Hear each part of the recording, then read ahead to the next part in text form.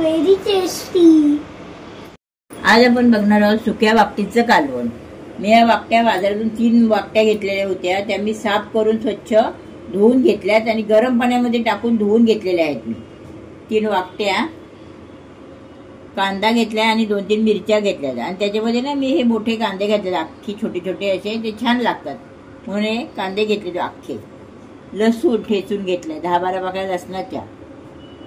मसाला घेतलाय आणि हळद आहे इथे, चिंचेचा कोळ, कोथिंबीर, त्याच्यामध्ये मी शेंगा टाकणार आहे. शेंगांचे तुकडे करून घेतले स्वच्छ धुवून, आणि मीठ. आता आपण रेसिपीला सुरुवात करूया.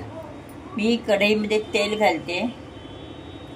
जर तेल तापलं, आता मी लसूण घालून घेते. लसूण फ्राय झालेलं, आता कांदा घालून घेऊया. वाकटीच्या कालवणात बटाटे सुद्धा घालतात. मी शेंग होती म्हणून शेंग घातली, कारण मी बटाटे खात नाही म्हणून. त्याच्यावर काही लोक वांग पण घालतात, वांग पण छान होतं. मी वांग बटाटे खात नाही म्हणून मी अख्खे कांदे घातले आणि शेंगा घालणार आहे. आता आपण हे मसाले घालून घेऊया. हळद आणि मिरची पावडर घेतलेली ते घालून घेऊया.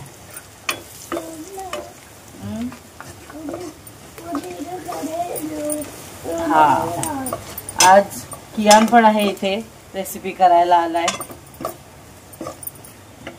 आता मी वाकट्या घालून घेते. वाकट्या छान फ्राय करून घेऊया. कियान, तू वाकटीचं घालून खाणार?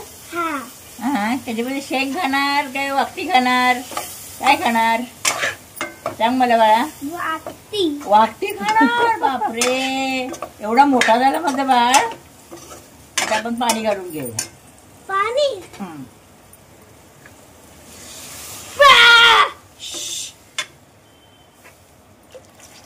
कियान से हाय.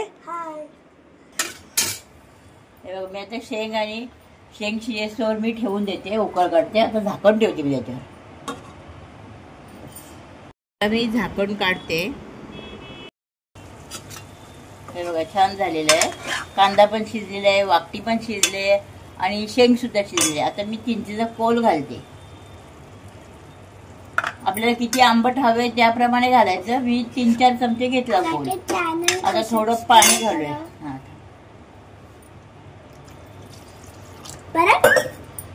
परत पाणी घातलं ना. जास्त घट्ट होते ना, थोडं पाणी घालायचं. आता आपण मीठ घालून घेऊया.